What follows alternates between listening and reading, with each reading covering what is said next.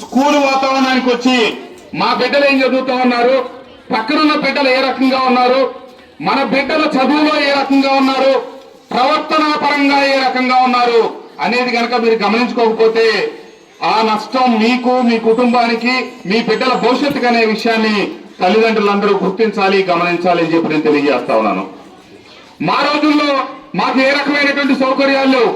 పుస్తకాలు ఇవ్వలేదు, బ్యాగులు ఇవ్వలేదు, యూనిఫారాలు ఇవ్వలేదు, మధ్యాహ్న భోజన పథకాలు లేవు, మాకు సైకిళ్ళు లేవు. రోజు 5 కిలోమీటర్లు 6 కిలోమీటర్లు నడిచే స్కూల్కి వెళ్ళేవాళ్ళం. మేమందరం ఏ కులం అనే ప్రశ్న ఉండేది కాదు, స్కూల్లో ఏ మతం అనే ప్రశ్న ఉండేది కాదు. అందరం కలిసికట్టుగా పెరిగి అన్ని వర్గాలు కలిసి ఉన్నాయి చదువుకున్న రోజులై. కాబట్టి దయచేసి ప్రభుత్వ స్కూళ్లలో కూడా బిడ్డల విద్యా ప్రమాణాలు పెంచడానికి ప్రభుత్వం ఈ వినూత్నమైనటువంటి కార్యక్రమం తీసుకొని లోకేష్ బాబు గారు విద్యాశాఖ మంత్రి గారి నాయకత్వంలో భవిష్యత్తు మీ బిడ్డలు బాగుండాలని చెప్పి మీరు క్రమం తప్పకుండా స్కూలుకు రండి.